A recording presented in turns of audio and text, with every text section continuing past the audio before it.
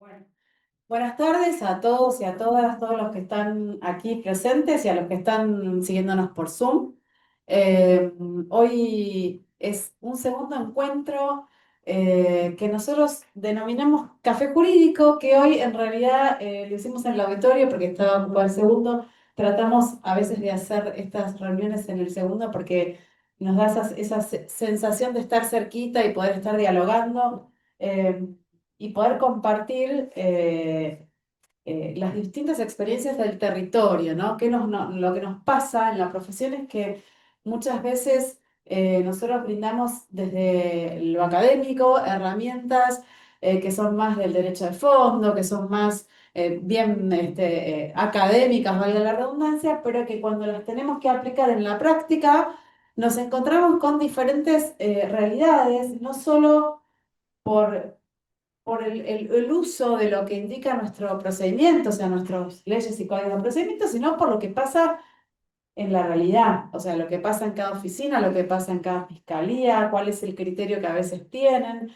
Y bueno, ya hemos abordado una reunión de estas que hemos trabajado con las oficinas de denuncias, con las distintas áreas de género de los municipios, que fue muy enriquecedora. Y bueno, hoy, a raíz de esa primera reunión, surgió la idea, porque nos lo pidieron, de ver cómo funciona esto, digamos, las violencias de género en el territorio y desde el enfoque digamos, de la faz o del proceso penal, ¿sí? Así que hoy nos acompañan y la verdad que es un lujo tenerlos acá. Sabemos que además es un lujo no solo por las competencias y las capacidades que ustedes tienen, sino porque además sabemos que se han hecho un hueco en sus agendas para poder compartir con todos nuestros matriculados. Y la verdad es que tenemos a la doctora María Jimena Elgaray, que es la agente fiscal de la unidad especializada en violencia intrafamiliar y de género. Por eso era muy importante y así les agradezco también a mis compañeras de comisión, a Sandra, a Luján, que se han ocupado de que esto ocurra hoy y nos han hecho el nexo con ustedes. Em, Además, María Jimena actualmente está en la UFI 6, que es la UFI especializada. ¿Es así, Jimena? Estoy en las tres fiscalías, la de Berazategui, la de Varela y la de Quilmes. Bien, es la UFI 6, la UFI 10 y la UFI 10 también. 10 también de Varela y de Quilmes. Y en las tres cumple esta función que yo digo que digamos, específicamente tratar las cuestiones que tienen que ver con la violencia intrafamiliar y de género. Además, María Jimena es abogada de la Universidad Católica, es magíster en Derecho Penal por la Universidad Austral y está especializada en violencia de género, violencia intrafamiliar, derecho penal, litigación oral y capacitación de operadores judiciales y fuerzas de seguridad. Súper importante. También contamos con la presencia de Elisa María Rejabec, que es ayudante fiscal de la Unidad Funcional de Instrucción y Juicio número 10 de Quilmes, provincia de Buenos Aires. Es abogada con orientación en Derecho Empresarial, tiene un curso de actualización en Derecho Concursal también de la UBA, es auxiliar de la Cátedra por Concurso de Derecho Internacional Privado de la UBA y también ha hecho un curso de resolución de conflictos, carrera de especialización en Derecho Penal y cursos de posgrado de cibercrimen y evidencia digital, todos de la Universidad de Buenos Aires. Y nos acompaña también Mario Bonetti, que Mario es secretario de la Fiscalía de Cámara, súper agradecidos que estés con nosotros también, y cuya función es hoy de ayudante fiscal de la Unidad Funcional de Instrucción y Juicio número 10 de Violencia de Género de Quilmes. Desde diciembre de 2023 hasta la actualidad ocupa dicho cargo y es abogado recibido en la Universidad Nacional de La Plata. Así que, en nombre del Colegio de Abogados de Quilmes, le damos la bienvenida y les agradecemos por estar compartiendo este espacio. Muchas gracias. Bueno, buenas tardes a todos. Gracias por invitarnos. Es un placer estar acá. Para nosotros, como comentamos antes de que empezara la charla, ya hemos venido a este recinto, pero generalmente estamos acostumbrados a dar capacitaciones al personal policial respecto de cómo tomar las denuncias. Es la primera vez que nos convocan para hablar de cuando ustedes redactan las denuncias, así que la idea es que charlemos juntos sobre cómo redactar una denuncia en los casos de violencia de género que desde una mirada práctica, ¿no? Que de esta charla se lleven algo ustedes y que nos sirva también a nosotros para las denuncias que presentan en cada una de las 3 fiscalías que hoy me toca coordinar en lo que es el Departamento Judicial Quilmes. Para explicar brevemente, antes de entrar en lo que va a ser esta charla, quería comentar justamente esto. Yo desde el año pasado, desde febrero del año 2024, que estoy coordinando las 3 fiscalías por una idea del fiscal general, el doctor Draghi, porque la idea es justamente unificar el criterio, que si bien cierto que no puede ser unívoco ni la decisión ni el criterio, porque primero que las realidades son muy diferentes de acuerdo a cada municipio y a cada situación, y además manejamos con otros interlocutores como son los jueces de garantías, que en los 3 departamentos en los 3 municipios hay 8 jueces de garantías y cada uno tiene su criterio. Algunos nos dan, no sé, algunas medidas por actas, otros no, tiene que ser por escrito, algunos toman un plazo, otros toman otro, algunos tienen determinadas características que otros no, pero desde nuestra parte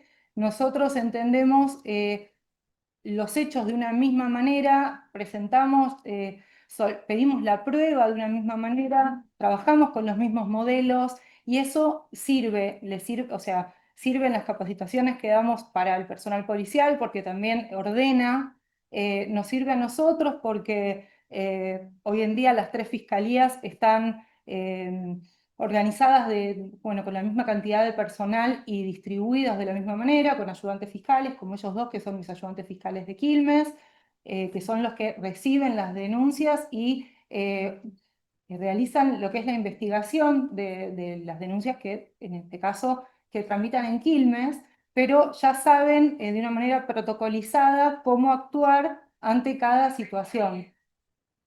Bueno, y ahora sí, entrando un poquito más en tema, en los casos de violencia de género hay que diferenciar qué corresponde al fuero penal, es decir, aquellos delitos que merecen una denuncia ante una fiscalía o ante la comisaría, y cuáles son aquellas situaciones que corresponden al fuero de familia, que también tramitan medidas de protección para la víctima, pero no necesariamente implican un delito. Son situaciones violentas, pero que no implican un delito.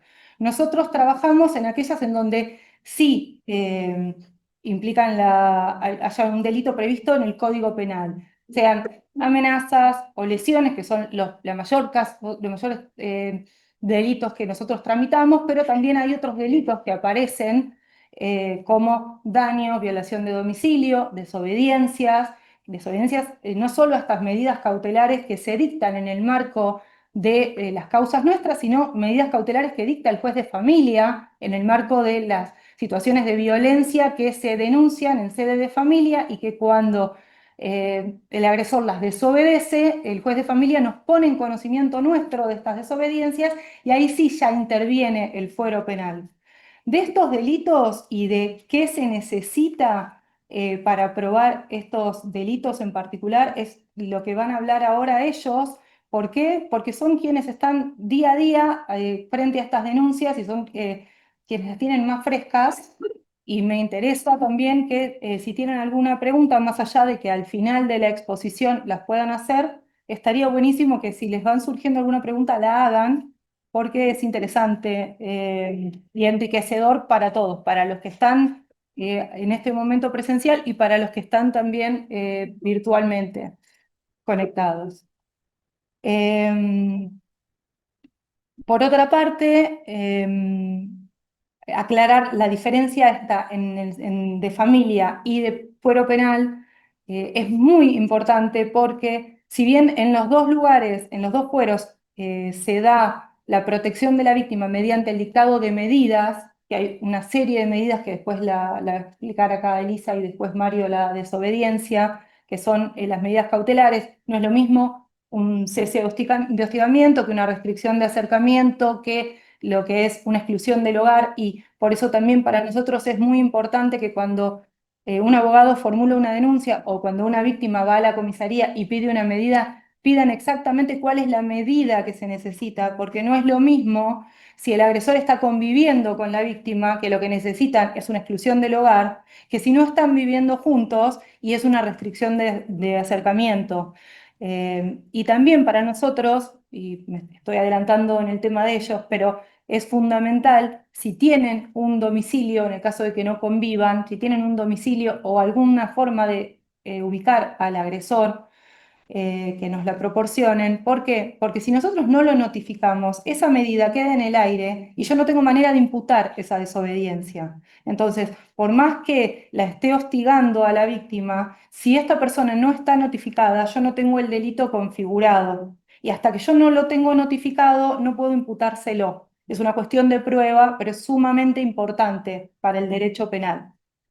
Entonces, volviendo a cómo empecé la charla, y perdón porque me fui un poquito de tema, cuando hay este hecho de violencia configura un delito, es cuando interviene el Foro Penal y es cuando intervenimos nosotros como Fiscalía. Ahora, cuando esta situación de violencia afecta a derechos, pero no necesariamente se configura un delito, como en el caso de hostigamiento psicológico o eh, situaciones de celos patológicos o conflicto de cuidado personal, o que haya que regular un vínculo de hijos con de menores, que los padres no se ponen de acuerdo, ahí interviene el fuero de familia, que es el fuero que está, el fuero de origen para esas situaciones, y que va a dictar también estas medidas, y cuando estas medidas no se cumplen, ahí es donde va a intervenir la Fiscalía en el marco de las desobediencias de estas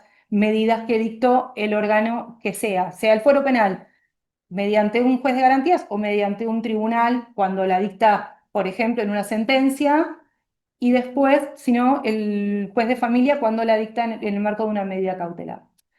Eh, bueno, voy a dejarlos directamente ahora a ellos a que hablen de los delitos en sí. Hola. Bueno, buenas tardes. Muchas gracias al Colegio de Abogados del Departamento Judicial de Quilmes por invitarnos a esta charla. Eh, Como decían recién, tanto en la presentación como la doctora Garay, cualquier pregunta que tengan es importante y enriquecedor para todo lo que uno vaya exponiendo. En primer lugar, a mí me gustaría diferenciar que hay dos tipos, en realidad hay muchos tipos de víctimas según cómo llega al hecho, pero tenemos dos diferencias fundamentales, que es la víctima que sufre un primer hecho de violencia en el cual se configura un delito penal, y luego tenemos también, por otro lado, a la que ya viene sufriendo distintos hechos que pueden haberlos denunciado o no, puede haber causas penales o no. Eh, Puede ser que llegue a esa etapa con un último hecho que pretende denunciar porque toma fuerza y se empodera como para poder realizar la denuncia, pero ya tiene distintos hechos anteriores. Para nosotros como operadores judiciales es fundamental contar con la mayor cantidad de datos, como lo adelantó la doctora. Es fundamental tener el domicilio para poder notificarlo, eh, ya sea al denunciado de alguna audiencia que se disponga para alguna indagatoria o para notificarlo de alguna medida cautelar que dicte el órgano jurisdiccional. Para esto, cuando hablamos de los datos, cuando ustedes, vamos a la parte pragmática de cuando tienen que hacer una denuncia con la víctima delante de ustedes o que ya les expuso todo lo que habrá sufrido y el hecho y el delito penal, necesitamos contar con la mayor cantidad de datos, obviamente nombre y apellido completo del agresor, domicilio, como dijimos recién, en lo posible si se puede un DNI, un documento nacional de identidad, y teléfono celular, también es muy importante, y un correo electrónico. ¿Por qué? Porque muchas veces a nosotros nos pasa, y esto en la práctica, a veces tenemos el domicilio del imputado o del denunciado y se dispone a través de un oficio la notificación y el imputado no se encuentra en el domicilio. A veces se nos complica notificarlo, pero teniendo un número telefónico, sobre todo celular, nosotros contamos con la posibilidad de notificarlo a través de la aplicación de WhatsApp o enviarle un correo electrónico y ahí sí, muchas veces, tanto la víctima, cuando la requerimos para una ratificación de denuncia, como el imputado, podemos tener la posibilidad así de notificarlos y de traerlos a la fiscalía para, ya sea o indagarlos o, en caso de la denunciante o el testigo, se hagan presentes para la audiencia dispuesta. Yendo al hecho, al relato del hecho, que es lo que cobra más fuerza en lo que es la denuncia. No me quiero adelantar lo que va a decir la doctora Garay, pero ella va a hablar también de que la denuncia debe ser lo más concisa posible. Quizás en otras etapas del proceso penal es importante tener jurisprudencia, contar con doctrina. En esta etapa de la denuncia, para nosotros es importantísimo, en primer lugar, el relato del hecho. Es fundamental tener la mayor cantidad de datos, como dijimos, de los testigos o de las personas involucradas, pero sobre todo necesitamos que el relato del hecho cuente con la mayor cantidad de datos, como el día, el mes y el año, la hora en que comienza el delito y a la hora que termina, en la medida posible aproximadamente. A veces la víctima, por encontrarse en una situación que viene sufriendo mucho, quizás no tenga la hora determinada, pero bueno, es importante por lo menos contar con un horario aproximado del hecho. El lugar, el domicilio, la vivienda, a veces tampoco contamos con algún domicilio porque es una expareja, entonces en el momento de sufrir la violencia no recuerda el número del domicilio, pero bueno, poder describir si es una casa de 2 plantas, si tiene un portón pintado, si es una anteesquina, por lo menos si se puede contar con todo eso, hace a que podamos relatar el hecho al momento de poder traer a una indagatoria al imputado. Con respecto a los testigos, y esto nos va a pasar en todos los delitos, pero me adelanto que nosotros necesitamos contar con la mayor cantidad de datos posibles del testigo también para poder traerlo. Y hay una diferencia en los testigos, que tenemos el testigo presencial del hecho, para nosotros fundamental poder contar con el testigo presencial, ya sea de una lesión, de una amenaza, sobre todo de las amenazas, o de una desobediencia. Y tenemos un testigo del contexto de violencia que viene sufriendo la víctima.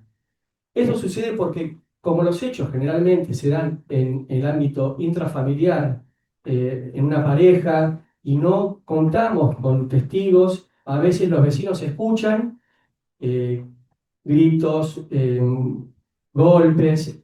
Esos testigos son importantes. Si bien no son presenciales, podemos construir un contexto en el cual la víctima se encuentra en un marco de violencia. Lo mismo para testigos en los cuales son o amigos de la víctima o familiares o vecinos que la víctima le ha relatado hechos anteriores o le hayan visto alguna marca, alguna lesión, algún golpe. Si bien no son a veces testigos presenciales del hecho que ustedes denuncian o que vuelcan en la denuncia, sí es importante para crear el contexto en el cual la víctima se encuentra involucrada y nos sirve a nosotros de mucho para poder exponérselo al órgano jurisdiccional y de esa forma poder llegar a ayudar y a prevenir. Cuando me refiero a la palabra prevenir es porque siempre decimos nosotros que si bien los hechos son graves, lesiones, amenazas, una desobediencia, siempre estamos ante la posibilidad o en la antesala de un delito mucho más grave, como ya sabemos, puede ser un femicidio. eh, entonces es una manera de prevenir. Hacer una denuncia de lesiones o amenazas es importantísimo para poder prevenir esa clase de delitos más graves. También es importante saber si en la casa, en la vivienda en la que se produce el hecho, hay menores de edad convivientes para poder actuar de esa forma, prevenir y ver si también la víctima está embarazada, porque estos son agravantes, si bien no agravan al delito en sí, sí agravan la situación y nos ayuda a nosotros a poder intervenir. Bueno, yendo directamente ya a los delitos específicamente, yo me voy a referir a los delitos de lesiones, amenazas y luego finalmente al de desobediencia. Ustedes a la hora de determinar y describir el hecho, no es importante para nosotros que vayan a la calificación legal porque de eso nos encargamos nosotros, pero sí a la hora de describir las lesiones, ya sean leves, graves o gravísimas, del artículo 89, 90 y 91 en función del 92 y 80 del Código Penal, inciso primero, inciso 11, el inciso primero se refiere al vínculo que existe entre la denunciante y el denunciado, que a veces puede ser, bueno, padre e hijos, o cuando hay relaciones de pareja actual o expareja, y el inciso 11 que se refiere a la condición de mujer de la víctima. Respecto a las lesiones, nosotros necesitamos para poder probar el hecho, básicamente el reconocimiento médico legal. Cuando la víctima hace la denuncia en comisaría, ese reconocimiento médico legal se dispone y es más fácil para nosotros, pero cuando la víctima hace la denuncia a través de un abogado, a veces el golpe aparece, o en realidad la lesión, producto del golpe, aparece a veces a las 24 horas o a las 48 horas. Entonces es importante que si ya tuvieron un reconocimiento médico que dio negativo y la lesión aparece a posteriori, es importante que lo realicen nuevamente.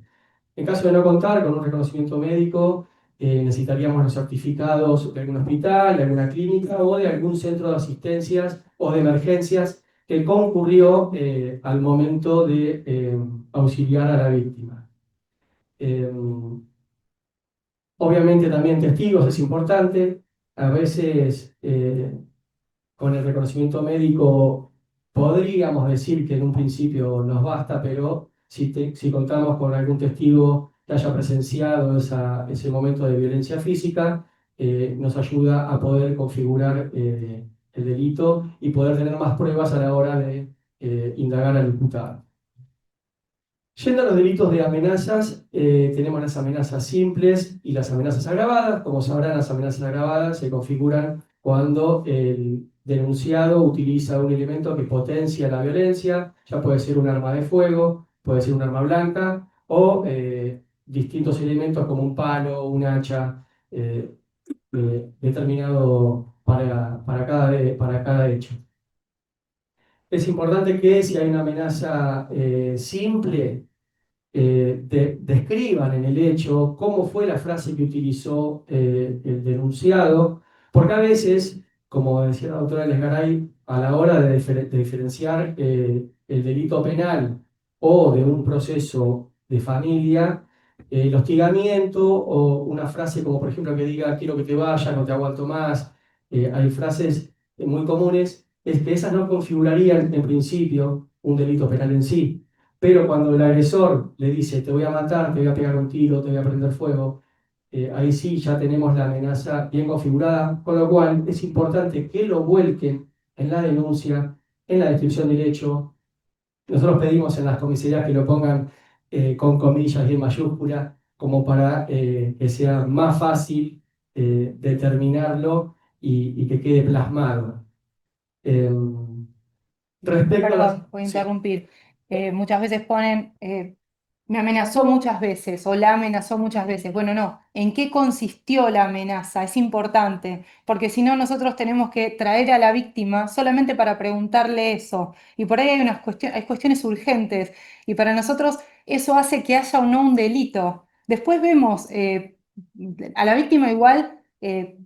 Para traer al imputado 308, sea en libertad o sea privado de su libertad, vamos a citar igual a la víctima. Pero en estos casos que generalmente hay urgencia para el dictado de una medida cautelar, que lo tenemos que hacer en el momento, cuanto más nutrida esté esa denuncia de todas estas pruebas, o cuando dice siempre fui víctima de violencia o muchas veces me pegó, bueno, es lo que explicó él antes, cuándo, desde qué año, cuántas veces.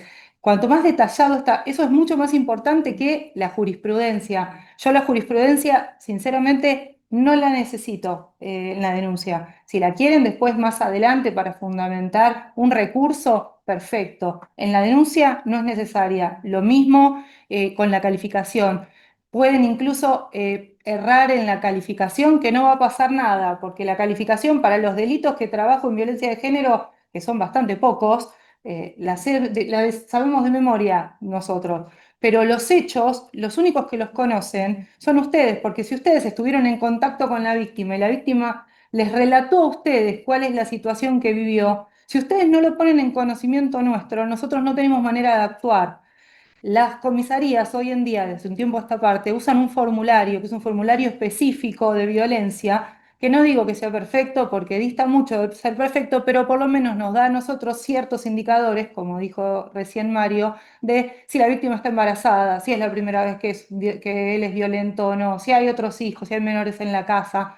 Esas cosas que cuando viene una denuncia por escrito formulada por un abogado no las tiene, porque no vienen con el formulario, necesitamos que las describan, porque si no nosotros no las sabemos. Es como que estamos con los ojos tapados y si no nos ponen esas situaciones no tenemos cómo saberlas. Y por ejemplo, que la víctima esté embarazada es una situación de riesgo enorme que tenemos que saberla. Por ahí se les pasa por alto y no tiene que pasar por alto. Es mucho más importante eso que copien y peguen la jurisprudencia. Nos llegan generalmente denuncias de 15 hojas y por ahí los hechos son 3 renglones. Y yo prefiero que se basen en los hechos, que nos cuenten qué es lo que pasó y no tanto todo lo demás. ¿Sí? Perdón, la interrupción.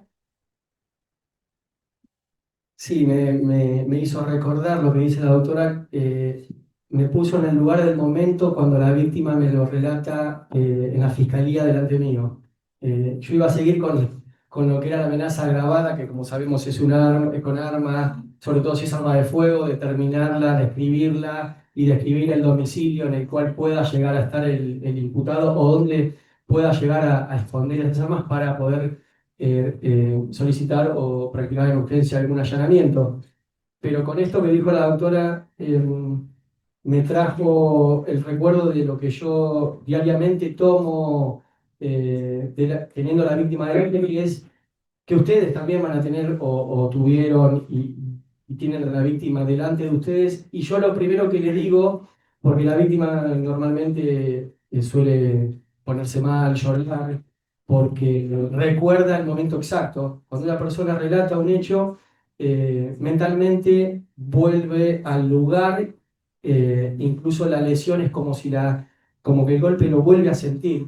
Esto hablando un poco de psicología, pero me refiero a que cuando la víctima está en ese momento, en esa situación, yo le digo que como no la presencié, le solicito que me lo relate como si fuera una película en la cual intente alejarse un poco para no revictimizarse o volver a sufrir la amenaza o la lesión o la desobediencia o lo que fuere, pero que me lo relate como si fuese una película, en la cual yo no estuve, pero necesito saber la mayor cantidad de detalles posible. Eso haciendo un poco un resumen de lo que la doctora justo intervino y me ayudó a poder explicarles a ustedes lo que a mí me sucede cuando una víctima me relata el hecho o es llamada a la fiscalía a ratificar la denuncia.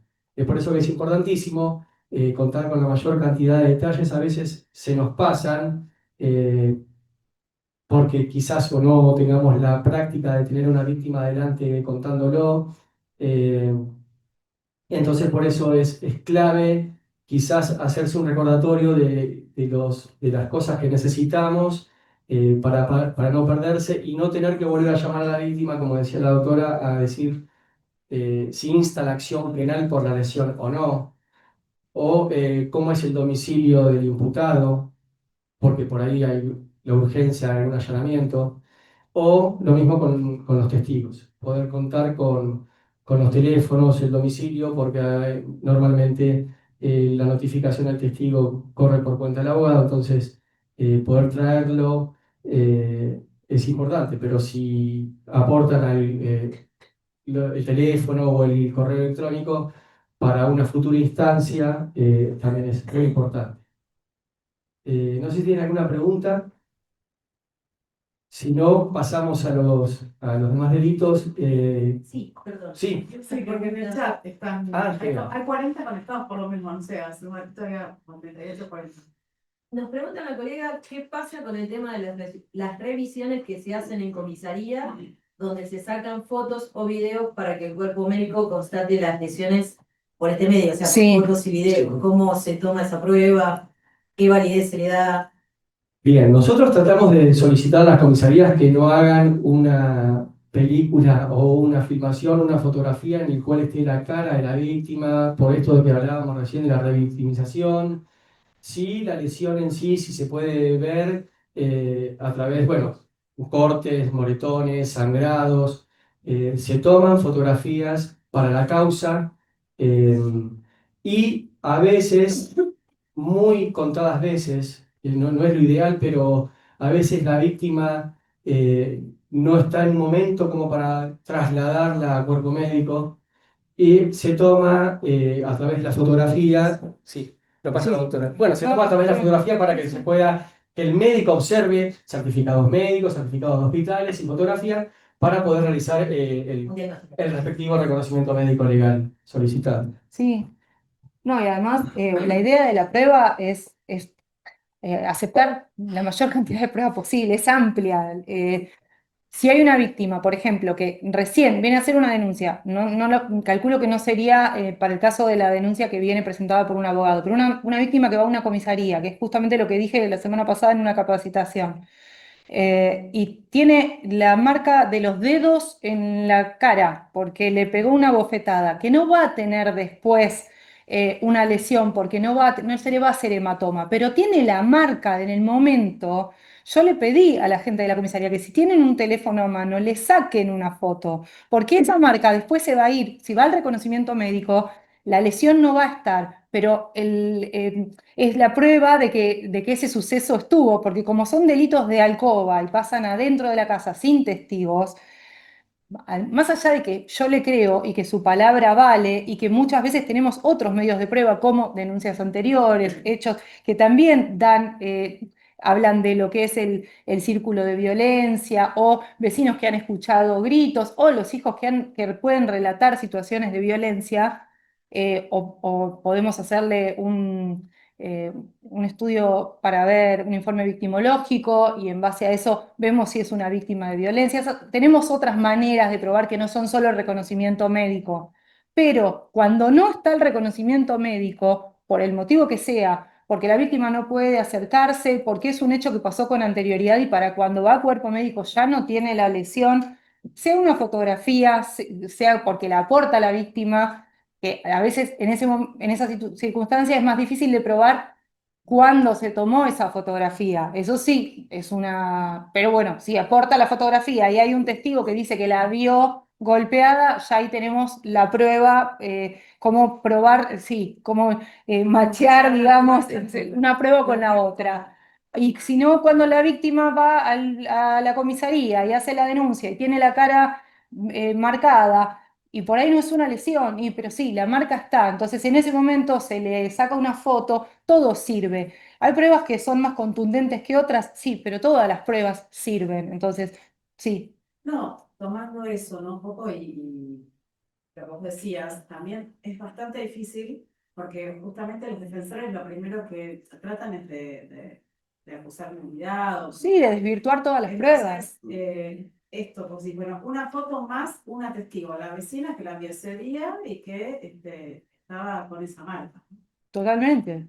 Y aunque no sea ese día, si yo tengo una vecina que la vio otro día golpeada, o yo tengo una denuncia anterior, que eso nos pasa, tiene una denuncia anterior y viene y denuncia ahora, bueno, esta vez no tiene testigos, y pero ya denunció otra vez. Yo creo que a nadie le gusta ir a una comisaría a hacer una denuncia de violencia. Nadie está aburrido un día y se levanta y dice, hoy estoy aburrido, no tengo nada para hacer, voy a ir a la comisaría, que hay que esperar 2 horas para hacer una denuncia, porque todo el que ha pasado por una comisaría sabe que no es agradable en lo más mínimo y tampoco es algo rápido. Uno va, está un tiempo, y sobre todo en la comisaría de la mujer, que cuando la mayoría de las denuncias se toman ahí, se toman su tiempo para tomar las denuncias, las toman muy bien, pero se toman su tiempo. Entonces, una persona tiene que trasladarse hasta ese lugar después de una situación de violencia, esperar a que le tomen la denuncia, irse con un oficio para el cuerpo médico, ir al horario del cuerpo médico en el que o le dan turno o que lo puedan atender.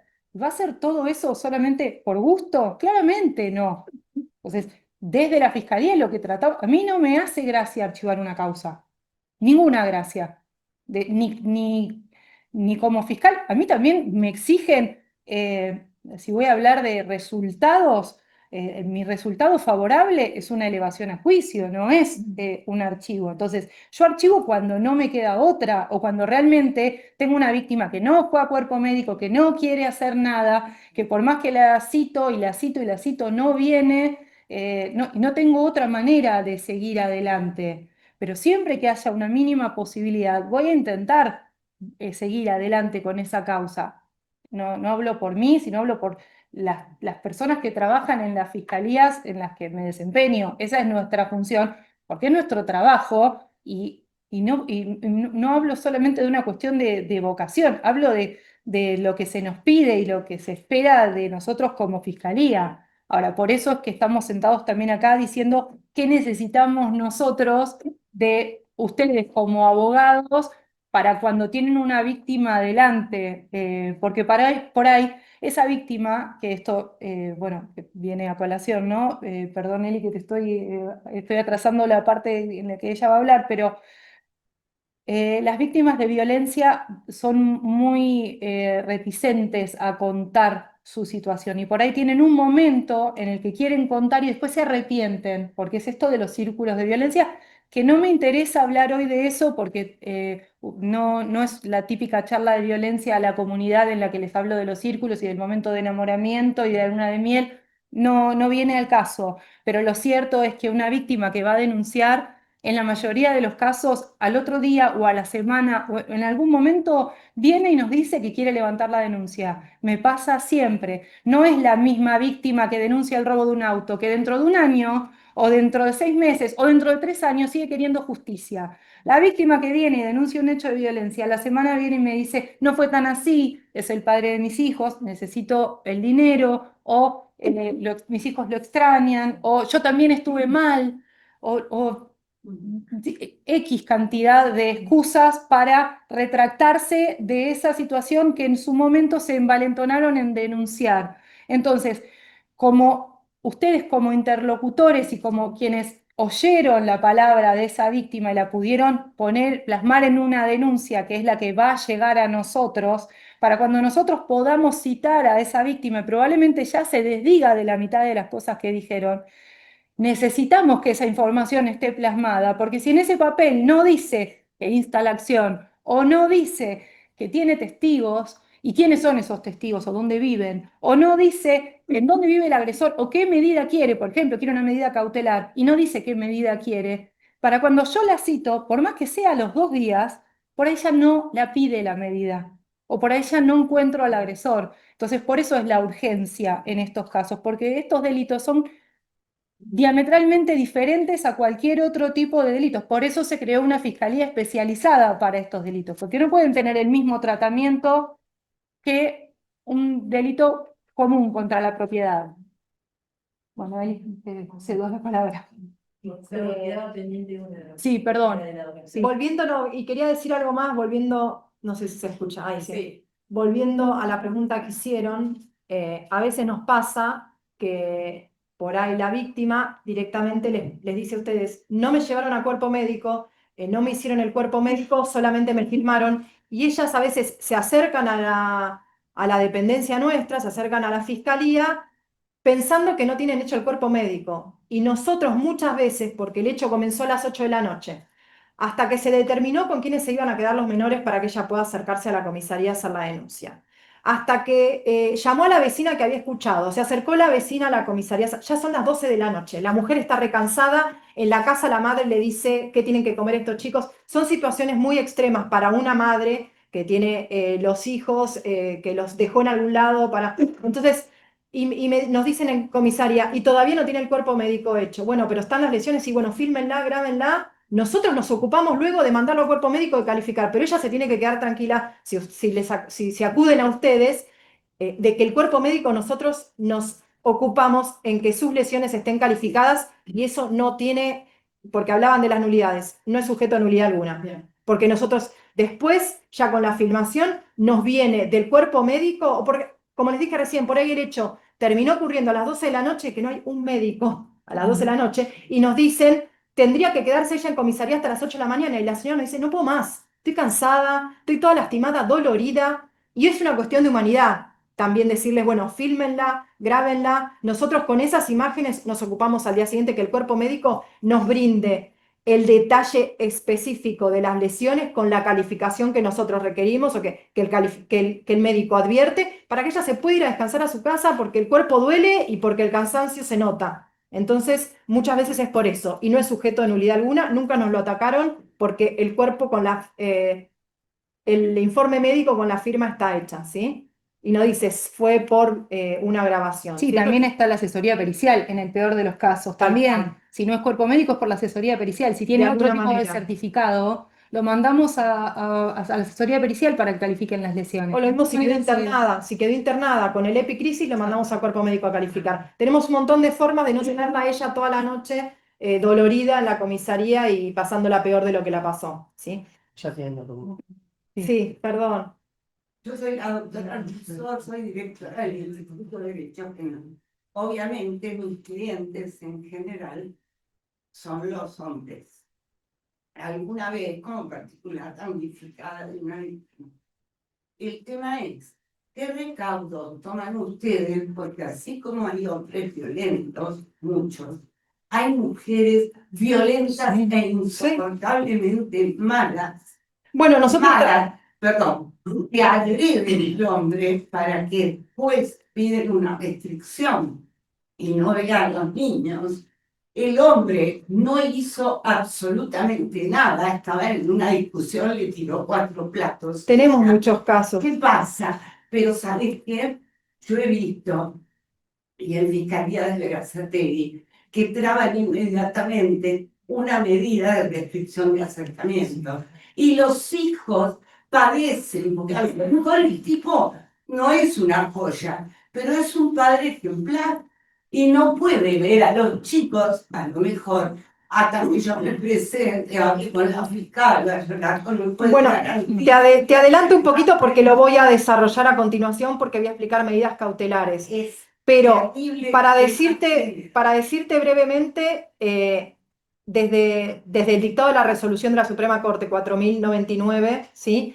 Que ya ha en marzo mencionado del la 23. fiscal desde el 2023, las medidas cautelares precautorias, o sea, en urgencia, las dicta directamente el juzgado de garantías, por lo cual, en ese ámbito, desde que se radica la denuncia hasta que el juzgado de garantías dispone la medida, nosotros no tendríamos injerencia, pero después lo voy a explicar con mayor detenimiento, son medidas de tiempo acotado. Y los conflictos que vos manifestaste recién, que después lo voy a explicar a continuación también, tienen que resolverse en el foro de familia. Si por el dictado de una medida el imputado se ve privado de ver a los hijos, son todas cuestiones que tienen que resolverse en el fuero de familia. Y por eso en el fuero penal se dictan medidas de corta duración, por ejemplo 30 días, para que eso sea por una protección. Y se le da Se le da intervención al vista o juez traslado de al juzgado de familia. familia, y el juzgado de familia tiene un equipo interdisciplinario Perfecto. que a fin de evitar medidas contrapuestas analiza el fondo de la cuestión, que no es el ámbito en el fuero penal para analizar el fondo de la cuestión familiar. Sí solamente proteger el delito, ¿sí? Proteger que no vuelva a ocurrir, proteger que no sea grave.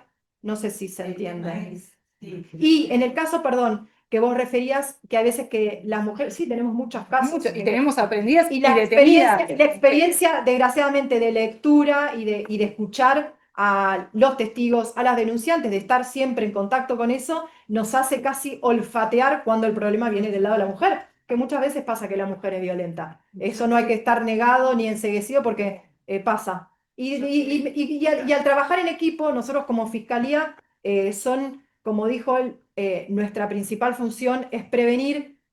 La realidad es que casi hecho por hecho, lo comentamos en equipo, que todos más o menos pensemos lo mismo, porque a veces uno lo olfateó y lo miramos y sí, me pareció lo mismo, te lo estaba por decir, la escuché y está muy mal ella, y él estaba re tranquilo, y a veces pasa que son denuncias contrapuestas también.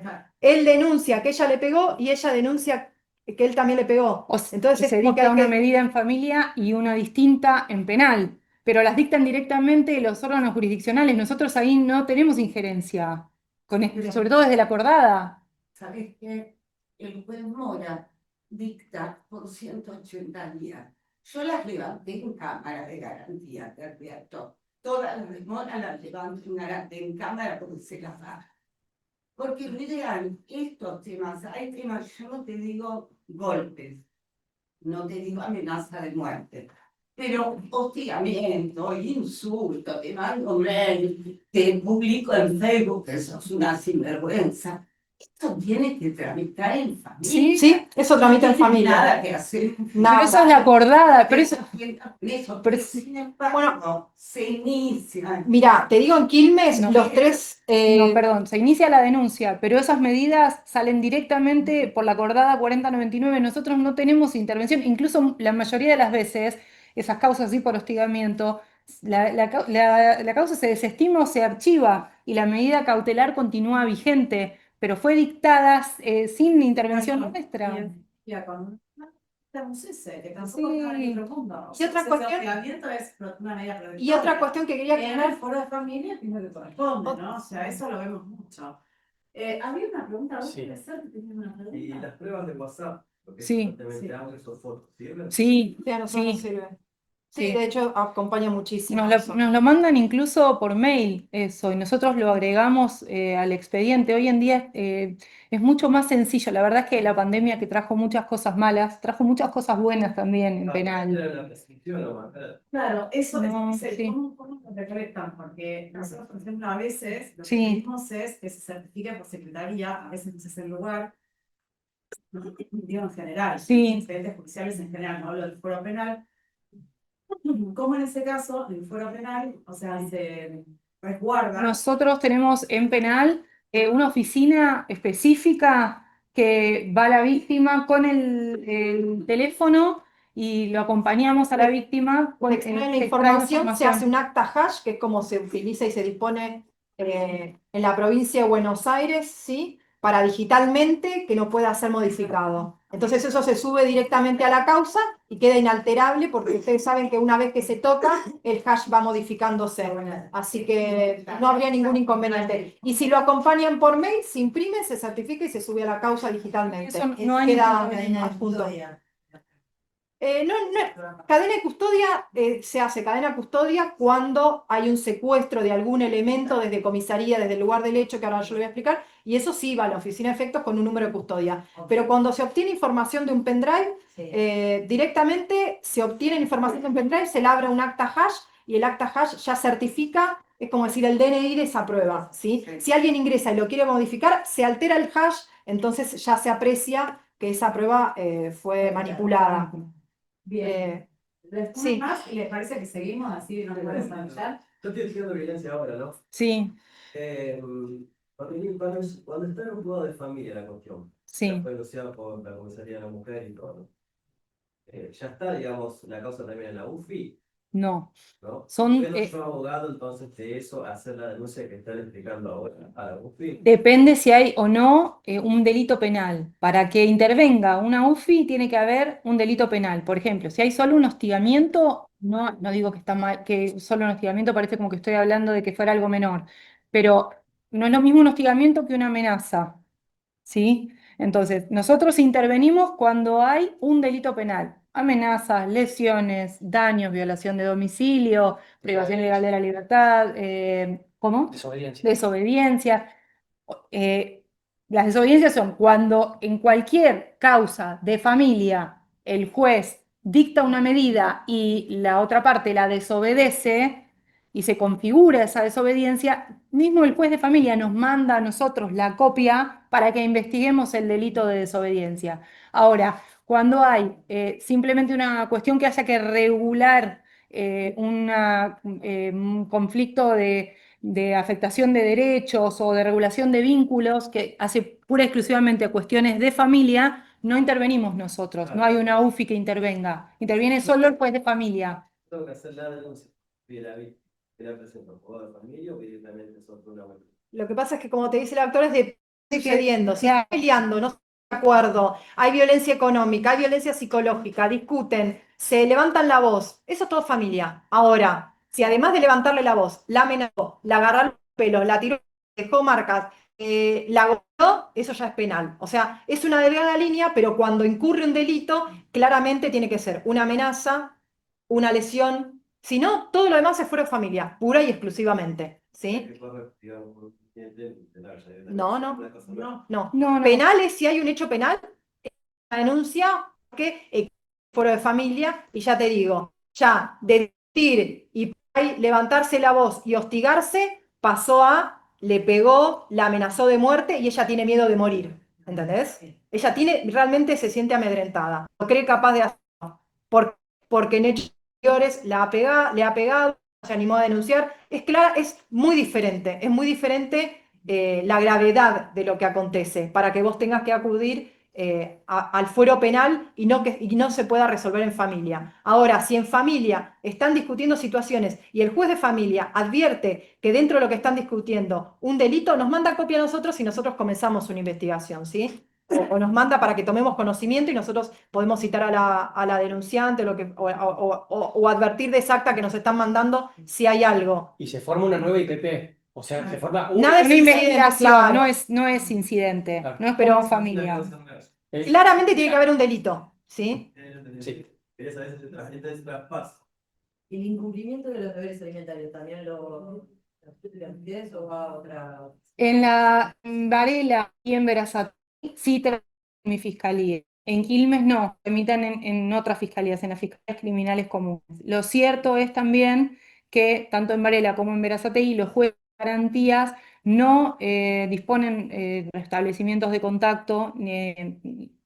Básicamente lo que hacen cuando yo les pido la audiencia del artículo 3 directamente remiten la causa a familia para que intervengan, porque entienden que las cuestiones de regulación de derechos tienen que tramitar ante el fuero pertinente, que es el fuero de familia. Si les parece, las vamos a hablar un poquito y estamos tratando de... Bueno, vamos a violación de domicilio. Ya el doctor explicó específicamente los delitos de lesiones y amenazas. ¿Y cuándo se configura la violación de domicilio? Está previsto en el artículo 150 del Código Penal y es cuando una persona entra, permanece y no se retira de una morada, residencia, domicilio u oficina, siendo que invitado a retirarse por la persona que tiene derecho a excluirlo o solicitarle que no permanezca ahí, no lo hace, ¿sí? Entonces, ¿qué es lo que pasa? Más allá de estas palabras, se configura el delito cuando la persona que ingresó al domicilio rompió la barrera de impedimento para ingresar al bien, ¿sí? ¿Qué es esta barrera de impedimento? Y bueno, forcejeó una cerradura, rompió un vidrio para ingresar por la ventana, rompió el vidrio para abrir la manija e ingresar, con una barreta rompió la reja o abrió la reja para poder ingresar, saltó un alambrado dejando huellas de que el alambrado quedó diferente. Son distintas barreras que evitó, rompió o traspasó ingresando al bien, ¿sí? Ingresando al lugar donde no tendría que estar y donde es invitado a retirarse y no lo hace. Entonces, ¿qué se protege? Se protege la violabilidad del domicilio, garantía amparada en el artículo 18 de la Constitución Nacional. ¿Cómo acreditamos esto? Sí, que es lo más importante para ustedes, porque las personas vienen y les dicen, y entró, bueno, ¿cómo nosotros necesitamos acreditar la comisión de este delito? Con imágenes de la rotura. Esas imágenes, si nosotros tomamos conocimiento del hecho ocurrido porque la comisaría se apersonó o la denunciante compareció a la comisaría a efectuar la denuncia, solicitamos un acta de visu para certificar esas imágenes, ¿sí? La veracidad de esas imágenes que ocurrieron y que efectivamente se condicen con el hecho y con el día que manifiestan haber ocurrido. Entonces, tenemos las imágenes, el acta de visu, declaración testimonial, ¿sí? Que puede ocurrir mediante denuncia por la víctima o si un vecino llamó al 911 y acudió la policía, acudió a personal policial al domicilio y comenzó por acta de procedimiento, se puede tomar una declaración testimonial a la denunciante, ¿sí? O a la víctima que sufrió el hecho, junto con de testigos que se hayan encontrado presentes al momento del hecho. Por ejemplo, la persona, esta mujer se encontraba en el domicilio con su madre, con una amiga, con un hijo mayor de 16 años. Esos testigos presenciales a nosotros nos sirven para corroborar el relato denunciado por la víctima, ¿sí? También es importante destacar que en este tipo de hechos, como generalmente puede haber utilizado algún artefacto para forzar el domicilio, podemos solicitar el secuestro de la barreta, de la pinza, de la tenaza, de una piedra, de lo que haya utilizado para romper la barrera e introducirse al domicilio de esta persona, ¿sí? Algo importante para mí referirles es que muchas veces puede pasar o ustedes tomar conocimiento de que la testimonial no fue extensa ni plasmó todo lo que la denunciante necesitaba plasmar, o las imágenes no tienen ni la nitidez, ni se han extraído imágenes de la totalidad de lo que rompió para ingresar al domicilio. Entonces, ustedes pueden presentarse, que no es necesario igual que se presenten, pero si están presentados, acompañar por escrito electrónico estas imágenes, ofrecer testimoniales. Y, por ejemplo, si le tomaron testimonial a la denunciante, más no a la madre que estaba en el domicilio y que lo vio también y le decía que se fuera del domicilio. Entonces, esa prueba ustedes la pueden ofrecer mediante escrito electrónico, pero si no están presentados, y como a nosotros nos sirve, ustedes pueden sugerirle a la denunciante o a la víctima que se acerque al Centro de Asistencia a la Víctima de Quilmes, en este caso de Quilmes, pero puede ser en Berazategui y también en Florencio Varela, para que ella se apersone y acompañe esta prueba que tan importante nos resulta a nosotros, ¿sí? Incluso muchas veces, al acercarse al Centro de Asistencia a la Víctima, y si el hecho es de gravedad, en el momento la direccionan para que se apersone a la fiscalía y nosotros le tomamos la declaración testimonial, bajamos la prueba, la subimos a la causa, realizamos todo lo que nosotros consideramos pertinentes e incluso si el juzgado de garantías ha dictado una medida de protección hacia ella, se va con la copia, que para nosotros es muy importante, por si el imputado luego quiere incumplir la medida, ya tiene ella copia que a nosotros nos sirve. Bueno, entonces ya hablé del secuestro del bien. También cabe mencionar que este delito, y junto con el delito de daño que explicaré a continuación, son delitos que no ocurren en soledad. No es que el imputado o imputada ingresa al domicilio para no hacer nada, ¿sí?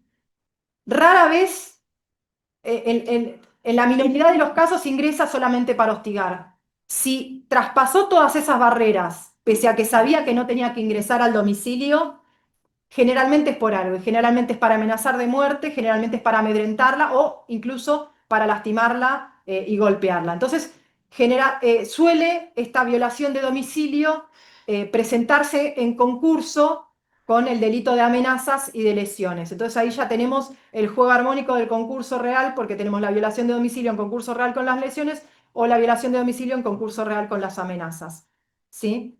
El daño es otro delito que solemos trabajar, se encuentra regulado en el 183 del Código Penal y se produce cuando una persona destruyere, inutilizare o hiciese desaparecer en todo o en parte una cosa bien mueble o inmueble que es ajena, ¿sí?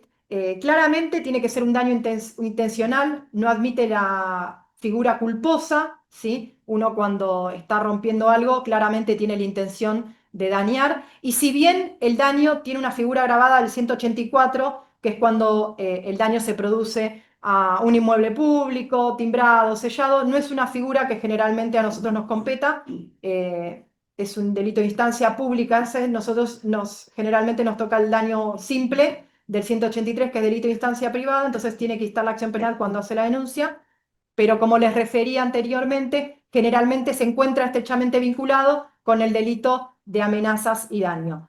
¿Cómo acreditamos este delito? Bueno, nuevamente con las imágenes, ¿sí?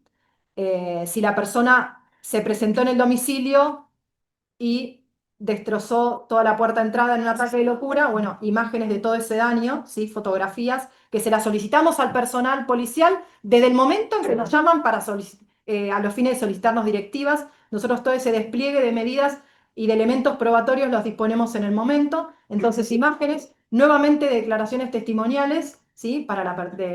Respecto de la víctima que sufrió el daño o de quienes se encontraban presentes. Y en este delito, también, como a veces sucede que tiene una prolongación en el tiempo de la persona tratando de lesionar ese bien, por ejemplo, si una persona se presenta en el domicilio y con un abarrote le destroza todo el auto, tiene una duración en el tiempo, permite muchas veces a quien está presente filmar esa situación. Entonces esa filmación a nosotros nos sirve mucho y nuevamente, si no es aportada desde el momento de la denuncia, es interesante o de suma importancia que nos la acompañen con posterioridad a que nos haya ingresado la denuncia, ¿sí? En cuanto a las medidas cautelares, que es un tema que pienso que les importa porque recién surgían las preguntas de eso y es algo de mucha cotidianidad, como dijimos ya creo que varias veces en esta charla, desde el momento de la denuncia, con el formulario que manifestó la doctora, que se carga automáticamente, ya el juzgado de garantías, al visualizar en pantalla ese formulario, advierte de la propia lectura qué tipo de medidas tiene que otorgar. Sale en forma automática casi, ¿sí? Entonces, si convive, como dijo la doctora, si convive la víctima con el victimario, se saca directamente una medida de exclusión que generalmente para que pueda prosperar sale con medida con allanamientos. Pero si ocurrido el hecho se fue del domicilio, lo que la fiscalía hace, porque puede haberse ido, pero tiene que volver a culminar con lo que comenzó, entonces se dispone una custodia dinámica para que la víctima pueda dormir con tranquilidad esa noche que ocurrió, digamos, el hecho que desató la denuncia en sí. Y si no conviven, pero siguen teniendo problemas de esta índole, se saca una medida de restricción de acercamiento. Como ya les habíamos adelantado, las medidas en el fuero penal, salvo como manifestó usted que Mora la saca por 180 días, en la jurisdicción de Quilmes son de tiempo mucho más corto, generalmente son por 30 días, a veces por 60 días o hasta que dure las circunstancias que motivó el dictado de la denuncia, y no se suelen ampliar salvo que la causa ya haya avanzado y generalmente se puede pedir otro tipo de medidas, ¿sí? Si la persona se encuentra realmente en riesgo, juntados los elementos probatorios, lo que pedimos es directamente la privación de la libertad del imputado, que incluso cuando la gravedad del hecho, eh,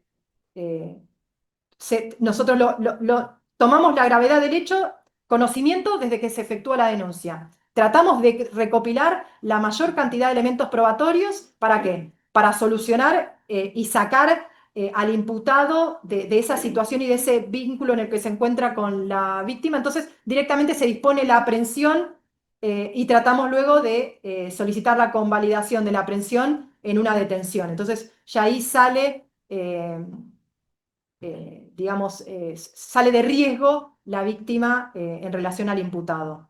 Ya, otra cosa que me está quedando colgada, y ahora la dejo doctora, es que junto con las medidas cautelares de restricción y de exclusión, nosotros siempre tratamos de que si la víctima posee un celular, se vaya también con el dispositivo del botón antipánico, ¿sí? Es algo para nosotros re importante porque ellas les da la garantía de que con una pulsación ya saben que los oficiales policiales se acercan al domicilio y sienten otro resguardo. Entonces, si puede suceder que le rompió el celular en el momento, pero que al día siguiente o a los 2 días obtiene ella otro celular, que se acerque a la fiscalía para que nosotros podamos gestionarle a través de la Secretaría de Mujeres de Quilmes, de la Municipalidad de Quilmes, ese dispositivo que es también otra forma de salvaguardarse. Sí. Sí, no, dos cosas en base a lo que dijiste. Es respecto de las medidas que sacan a través de la acordada, la 4099, generalmente, y diría que en el 95% de las veces, la sacan solo entre las partes y no sacan en relación a los hijos, salvo que los hijos estén involucrados en el delito. En el fuero de familia es distinto, pero en el fuero penal suele venir la víctima a pedir la ampliación para respecto de los hijos y el juez incluso pide que se justifique por qué esa medida sería importante que se amplíe para los hijos y ahí nos corre vista a nosotros para ver si a nosotros nos interesa que se corra, que se amplíe o no esa medida. Así que la medida que se saca a través de la acordada es entre las partes, entre víctima y agresor. No es que el padre va a dejar de ver a los hijos, salvo que la madre haga una denuncia diciendo que el padre es agresivo con los chicos, pero si no la denuncia es entre partes cuando es entre los adultos la circunstancia, la denuncia violenta.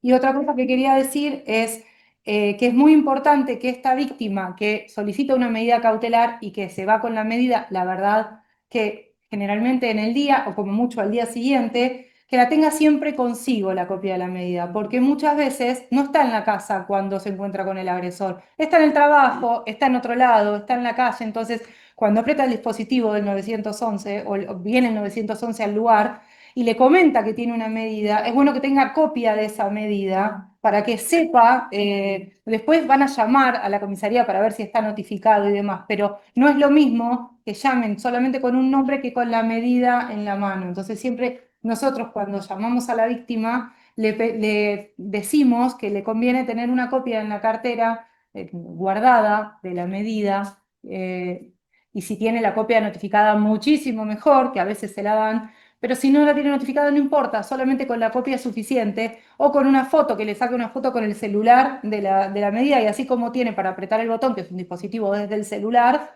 que tenga una foto de la medida cautelar. No, yo lo último en relación a eso también es que a veces se advierte que se pretende, justamente hablando de la ampliación de las medidas, bueno, si no está prosperando la medida cautelar en relación a los hijos, como tengo una denuncia de lesiones, trato de pedir de ampliar la medida cautelar en relación a mis hijos porque él sigue yendo a buscar a los chicos al colegio. Bueno, no. Eso se discute en familia, que tiene un equipo interdisciplinario para resolver específicamente las cuestiones entre los padres y de los padres para con los hijos. El ámbito penal no es el fuero indicado para resolver ese tipo de cuestiones. Por más de que ella haya sufrido lesiones, eso no significa que el padre tenga que verse impedido de ver a los hijos, ¿sí? Eso lo tiene que resolver en familia y acreditar en familia que el padre, además de ser violento con ella, también es violento con los hijos, ¿sí? En forma psicológica y demás. Salvo que corran riesgo, por Una eso, situación de riesgo. que nosotros lo advertimos y ahí ya directamente la cautelar, desde el momento de la denuncia, por ejemplo, si para pegarla a ella lo empujó y el chico, bueno, ya ahí hay una lesión para con el hijo, o si hay adicciones de por medio y no puede quedarse a cargo, bueno, también se resuelve en familia, pero cautelarmente podría dictarse una medida en el fuero penal. Las desobediencias, ¿no? Ah, desobediencias. Bueno, para denunciar una desobediencia, como sabrán, necesitamos que el imputado esté notificado fehacientemente, fecha y hora de la notificación, y deberíamos contar con testigos, al menos uno, para poder certificar de esa forma que haya desobedecido la manda judicial, ya sea dispuesta por familia, por juego de garantías o por algún tribunal cuando determinó la libertad del imputado o que hay una sentencia puedan llegar a salir con medidas cautelares. Y como dijimos, bueno, la notificación fehaciente, cuando es comienza a correr con esa notificación el plazo de la medida en la cual fue dispuesta. Y no sirve la notificación ficta, porque muchas veces en familia lo tienen por notificado por el domicilio del abogado, el domicilio electrónico, bueno, no. Para tener por probado una desobediencia, yo tengo que tener notificado personalmente al imputado. Sí. Ese es un grave problema, por lo general, a nosotros nos pasa permanentemente en el foro de familia. Recientemente se modificó el Código de Procedimiento en materia de alimentos porque justamente nunca se tenían por notificados y nunca cumplían. Imagino que el foro penal es similar y por la complejidad de nuestro departamento judicial, también dar poder notificar de manera personal. Entonces, también lo que nosotros vemos es que muchas veces se presentan y dicen, yo no me notifiqué, en realidad lo dejaron en mi casa y no me tendrían que haber notificado de manera personal, como lo indica el código, y la realidad es que, no sé, interponer recursos, chicanos o lo que fuera. Entonces, eso que sabemos que es un problema. Nosotros, la verdad es que no somos ni un extremo ni el otro. A ver, si fueron hasta la casa, si dicen, no sé, muchas veces nos ponen, vemos, no se quiere notificar personalmente. No, bueno, no se quiere, personal policial está ahí. No, ¿qué pasa? Yo lo tengo por notificado. Y además, en todas las causas penales que se inician por desobediencia, si no está notificado, nosotros lo citamos a declaración informativa, sí o sí, y en esa declaración informativa lo notificamos de la medida cautelar. Un segundito, es una cosa más. Con lo cual, la notificación en algún momento llega. Lo que pasa es que lo que no podemos pretender es que la que dicen, no, bueno, pero se notificó en el domicilio del abogado, que no es ni siquiera personal, ni siquiera se intentó notificar en la casa. Yo no puedo tener por notificada a una persona porque se le envió una notificación al abogado, cuando en el caso de una desobediencia, y si llega la policía al lugar y lo encuentra en flagrancia, yo solicito la aprehensión. Entonces, y muchas veces, de acuerdo a las circunstancias y a la gravedad del hecho, la detención posterior. Entonces, no puedo dejar detenida a una persona que no puedo certificar que estaba fehacientemente notificado. Por eso la necesidad de la notificación personal. Sí. No, que justamente cuando esto se notifica por policía y la policía va al domicilio de la persona y si no lo encuentra vuelve y si no le deja una citación en comisaría para que vaya. Bajo apercibimiento, ¿no es cierto?, de que lo va a buscar con la fuerza pública. O sea que en algún momento sí se notifica. Nosotros tenemos una tasa alta de notificación en Sí. penal, porque aparte trabajamos solo con la Comisaría de la Mujer, a quienes les sacamos un montón de otro tipo de notificaciones y un montón de otro tipo de diligencias solamente para dejarles las notificaciones de las cautelares, porque sabemos la cantidad de trabajo que tienen, pero sabiendo que para nosotros es muy importante que se notifiquen, porque yo siempre le digo a las víctimas que para mí el delito estrella, por más que parezca una pavada, es la desobediencia, porque entiendo que eh, evidentemente ellas, por el motivo que sea y porque son víctimas, por ahí no pudieron poner un límite. Pero acá está desobedeciendo y no entendiendo también el límite que le está poniendo un juez. Entonces, el límite que no pudieron poner las víctimas, acá lo está poniendo un juez y también lo está infringiendo. Entonces, ahí es el momento de, bueno, no entendiste que era hasta acá, ahora sí es hasta acá. La verdad es que solemos pedir detenciones y los jueces de garantías la dan y muchas veces incluso no los excarcelan en los casos de desobediencias. También pedimos detenciones en los casos de desobediencia de familia, no es solamente en los casos de desobediencia penal. Por eso es tan importante la notificación. Por eso nosotros cuando tenemos una denuncia de desobediencia no la archivamos, aunque no esté notificado, sino que lo traemos a 308 quinto para notificarlo personalmente y ahí tener guardado nosotros la notificación que directamente se escanea y se sube al sistema. Aunque la causa se archive, ya está en el sistema. Entonces, cuando cae una nueva denuncia, ya está en el sistema la notificación. No tengo ni siquiera que pedir, como antes, el desarchivo. Espero a que venga la causa del archivo 3 meses después.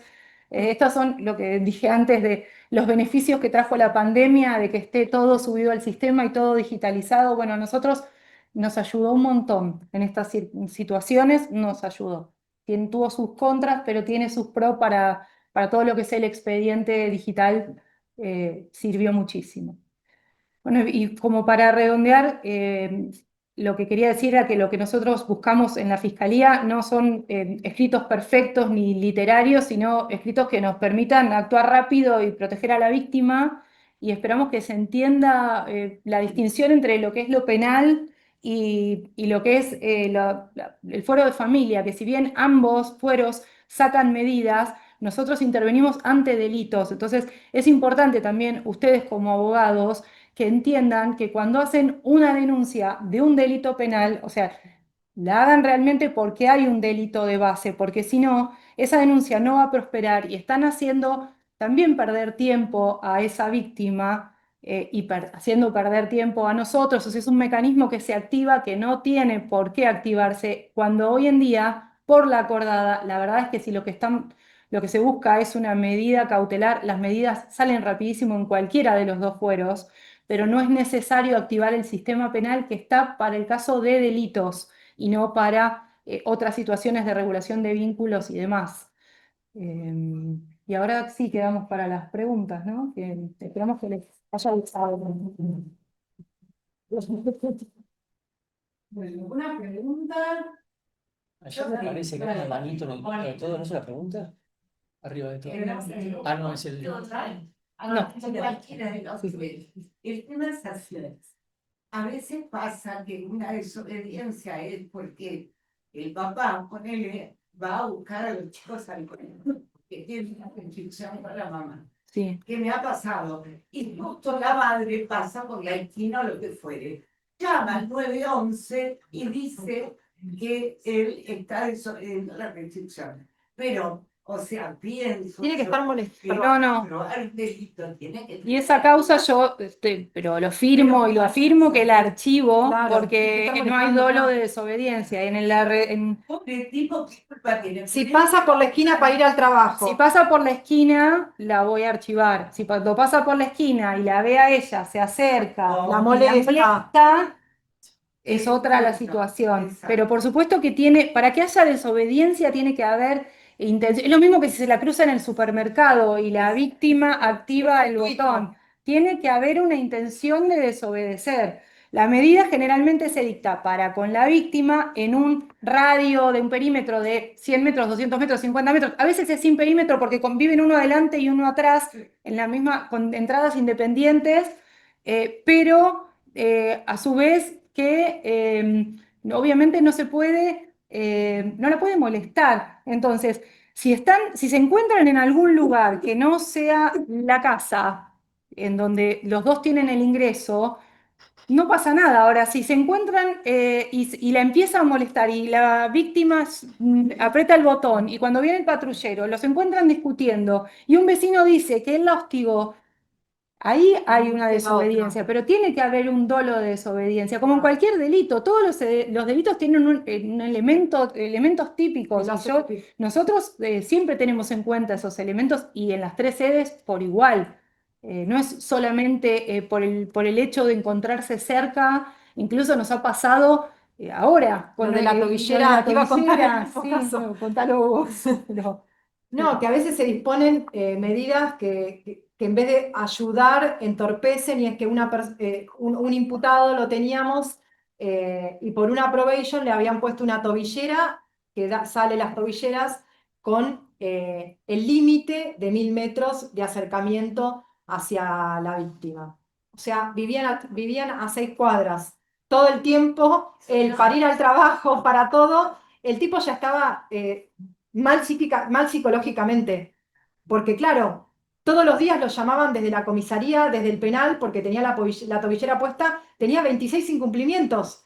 Ya al 27 lo llamamos y cuando lo escuchamos a ella y a él, claramente nos dimos cuenta que ella estaba como ensañada y disfrutaba y teníamos que tratar de, mediante algún mecanismo, achicar esos metros exigidos, porque él está viviendo dentro de los metros exigidos. No podía vivir. Estaba yendo al tenía que quedarse trabajo. sin trabajo. Y después estuvo, bueno, desgraciadamente estuvo unas horas aprendido porque se le fue la batería a la tobillera. También querían que quede aprendido porque, claro, no estaba usando la tobillera. No, estuvo aprendido porque teníamos que resolver esa cuestión de los metros que eran demasiado excesivos en relación, que muchas veces viven a menos metros, muchas veces viven a 2 cuadras, a 3 cuadras. Esa es nuestra realidad en Quilmes, que no es que uno vive en Quilmes y el otro, muchas veces viven dentro del mismo barrio y es difícil de delimitar los límites en cuanto a metros, ¿sí? Para que no se incurra en desobediencia por el solo hecho de ir al almacén, al supermercado. Hoy a buscar a los hijos al colegio. Pero se tiene en cuenta eso al momento de endilgar la responsabilidad por un delito, el Porque si delito no, que sea. estamos trabajando cosas que no son delitos, ¿sí? Claro. Es que él, como dice ella, vaya, pase por el colegio, vaya, haga su vida normal y no estemos molestándola, pero bueno. Otra pregunta. De todos estos delitos, ustedes marcaron varias veces de referir que se insta la acción penal, ¿sí? ¿Cuáles? No, pero lesiones y daños. Ah, bueno, por eso digo, ¿cuáles serían los delitos que se denuncian y que no es necesario, o sea, que son dependientes, o sea, que no son dependientes de instancia privada? Eso por un lado, y por otro lado, esto tiene que ver con muchas veces el arrepentimiento de lo que ustedes hablaban, ¿no? O sea, una víctima, estamos hablando de los casos más graves, los casos que después salen en las noticias, y que por lo general se dice, esta persona ya era reincidente, tenía un montón de denuncias y la fiscalía no hizo nada. Uno lo ve a menudo y esta es la realidad que vemos en los casos, insisto, graves. Entonces, la primera pregunta sería, ¿cuáles son los delitos que no son dependientes de instancia privada que ustedes sí o sí tienen que, o sea, que accionan? Y por el otro lado, digamos, ¿cómo tienen, o sea, qué es lo que pasa en estos casos en donde uno ve que supuestamente estas personas estuvieron ante situaciones de riesgo similares varias veces y aún así bueno, no se dictaron medidas o lo que fuera?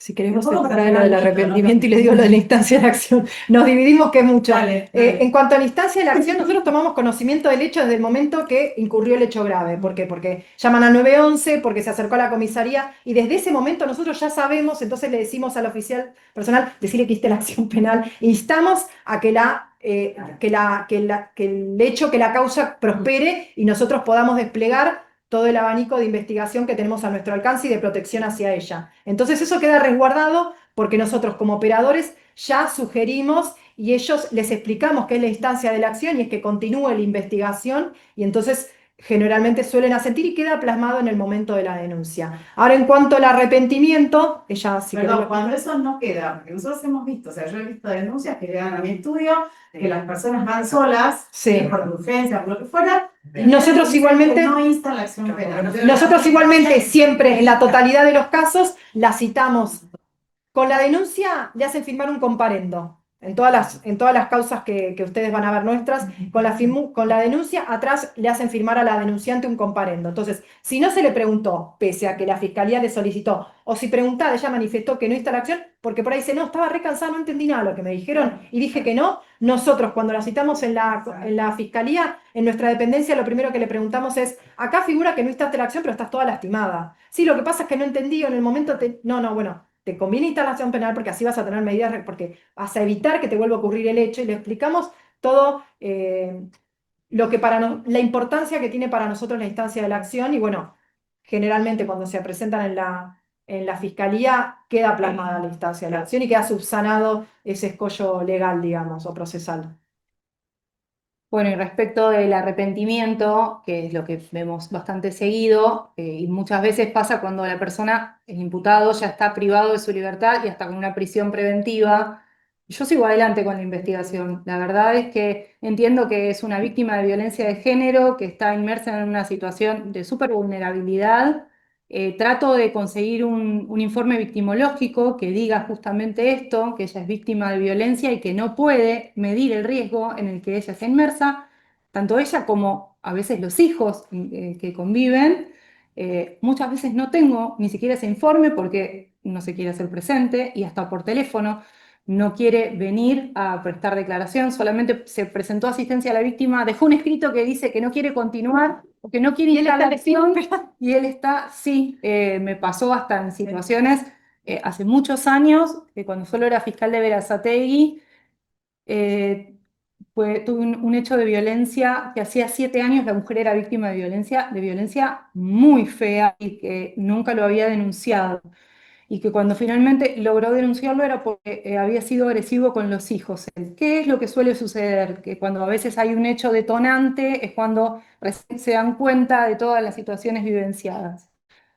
Cuando ella logra hacer la denuncia, pedimos la detención, a él lo detienen, ella viene, cuenta toda la situación, le faltaban piezas dentales, contó situaciones anteriores muy violentas, los chicos estaban lastimados, y a la semana, de la nada, se presentó espontáneamente ella, pidió hablar conmigo, y cuando viene a mi despacho, me dice, no, él es un buen padre, yo lo que dije, lo dije porque mi familia me influenció, porque no lo quieren. Yo no lo podía entender por qué tanto cambio de actitud.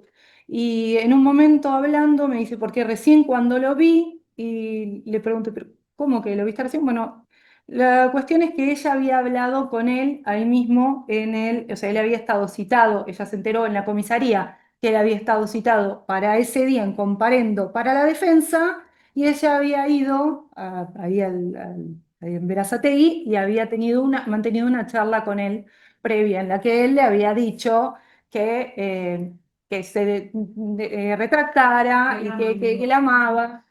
Y bueno, no, obviamente no quiso después llevar a los nenes a reconocimiento médico. Me costó un montón probar la causa, probar los hechos, porque tampoco quiso hacer un informe victimológico.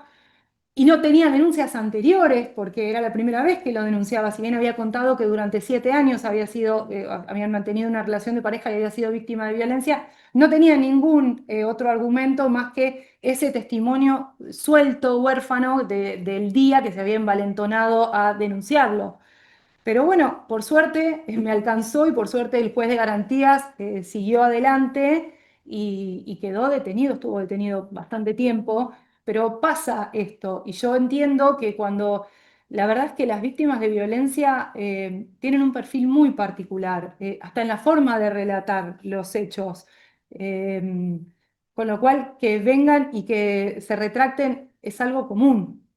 Casi que es como una confirmación del hecho ocurrido. Sí, es muy raro que una víctima no se retracte a ese nivel. En algún momento, a veces no es a la semana, a veces es a los 2 días, a veces es al año, a veces pasa en la etapa de juicio, que viene, me ha pasado con los fiscales de juicio, yo no hago adelante, no llevo adelante el juicio, pero a veces los fiscales de juicio en hechos bastante graves me han sugerido, y esto lo estamos haciendo ahora, que hagamos videofilmación a la víctima cuando le tomamos la testimonial, porque 2 años después, en hechos súper violentos, de tentativas de homicidio, vienen y dicen, menos mal que ahora interviene usted porque la otra fiscal me obligó a denunciar a mi marido. Y ya estamos juntos de nuevo. Y ya estamos juntos de nuevo, porque aparte son delitos que son muy graves, pero la escala penal es bastante corta. Entonces, para cuando llega el momento del juicio, si él no tiene antecedentes, muchas veces ya está en libertad. Y lo cierto es que como no hay un tratamiento para el agresor, o hay muy pocos tratamientos para el agresor, y tampoco hay tratamientos para la víctima, vuelven a estar juntos. Y la mala de la película soy yo. Y vuelven a estar juntos, y cuando llega el momento del juicio, es más fácil echarme la culpa a mí que entender que es una relación violenta y que está en riesgo esa persona. Porque la verdad es que vuelve a estar, ojalá, a mí me encantaría ser la mala yo y que vivieran felices para siempre, pero no sucede, porque en la mayoría de los casos o vuelve a ser víctima de violencia de ese agresor, o si se separa de ese agresor es víctima de otro agresor, porque cuando hacemos, lo primero que hacemos nosotros en las causas es hacer un informe tanto de la víctima como del imputado. Y del informe surge que tienen causas o en común o hace unos años atrás 3 o 4 causas con otro imputado o el imputado 3 o 4 causas con otra víctima unos años atrás, con lo cual no salen de ese círculo de violencia, solo consiguen otras víctimas, otros victimarios. Es terrible, pero es así. Y a veces, por ejemplo, están muy lesionadas, como dijo ella, pero muy lastimadas porque la situación es de gravedad y se enojan o se ofenden porque está prendido o detenido. Dice, yo solo quería que no me pegue más. Bueno, está bien, pero estás toda lastimada al borde o estuviste internada y no nos quedó otra que ya la escala penal, o sea, tenía el código penal, era imposible no detenerlo. Y ellas muchas veces nos dicen, bueno, pero yo no quería que quede detenido, quería solamente una medida de restricción. Bueno, Muchas ya se veces lastimó tanto que ya no va. porque es esa el medida de sostén restricción. económico, muchas veces. Entonces necesitan que él esté trabajando. A nosotros nos pasa eso también en el Foro Familia, o sea, es eso, se mira también a Cómo se arreglan a solas. todas las demás violencias concomitantes Sí. que son las económicas.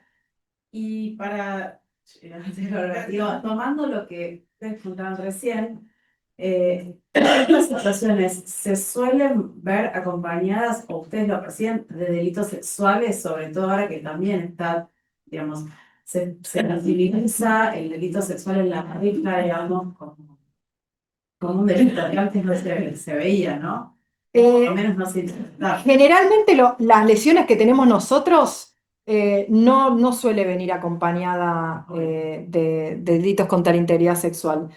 Eh, Normalmente ya ingresan directamente. y yo estuve muchos años en la Fiscalía de Delitos contra la Integridad Sexual y hasta el año pasado estuve en la Fiscalía 8, que es la de Integridad Sexual, y son muy pocos esa clase de delitos. Sigue siendo el 90 y pico por ciento, te diría, de delitos de abusos sexuales o a menores de edad o que no suelen ser la pareja.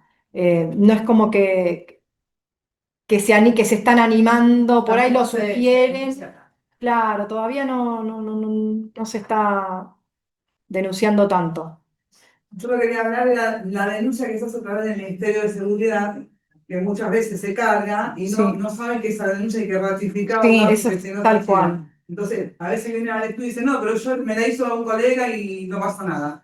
La necesidad, quería que hablaran de esto, de ratificar esa denuncia. Sí, Sí, ahora están ratificando mucho más. Justamente hoy, bueno, hoy estuve en la sede de Berazategui y nos llamó la atención que están llegando todas las ratificaciones, cosa que antes no pasaba. Nosotros mandamos siempre el mail, más allá que se manda siempre a las víctimas y desde asistencia a la víctima se mandan. Nosotros tratamos, si hay algún teléfono de llamar, y si no, mandar siempre el mail para tratar de que la víctima ratifique, aunque sean 2 palabras, que ponga ratifico para con eso continuar. Pero lo están haciendo cada vez más. Lo que pasa es que es un sistema nuevo y por ahí no se desconoce cuáles son. Es como no sé, el tema de instar la acción cuando es una lesión, que por ahí no lo saben y ahora las comisarías, porque está en el formulario si insta o no la acción. Pero antes, cada vez que había personal nuevo en las comisarías había que instruirlos, porque si no lo ponían, no tenían el que instaba la acción y yo no encontraba a la víctima y no podía continuar con la investigación. Bueno, esto es más o menos lo mismo. No, por ahí se pensaban que con hacer la denuncia ya estaba y no estaba la ratificación, que es tan importante como hacer la denuncia. Pero cada vez más está. Y además cuando se está denunciando algo de gravedad, vamos igual investigamos igual nosotros. Sí, yo quería- Si se denuncian situaciones extremas, no esperamos la ratificación, Eso. porque Ni la después esperamos. si no, Sí. puede pasar cualquier cosa. Cuando la víctima está muy golpeada, el interés superior de la víctima, nosotros continuamos con la investigación. Lo mismo cuando hay menores. Sin hablar cuando hay menores. Hay- Se hace el protocolo automáticamente, no se espera la ratificación. Tuvimos un hecho de una madre golpeadora y la tía no quería instar la acción, la abuela no quería instar la acción, y ahí está el interés superior del niño y la Convención de los Derechos del Niño, así que tenemos herramientas como para continuar con una investigación cuando es algo tan grave. Bien, tenemos 2 preguntas, una por Zoom y una por Instagram. La de Zoom es: ¿cualquier comisaría debería tomar la denuncia si nos basamos en los principios de razonabilidad y gratuidad?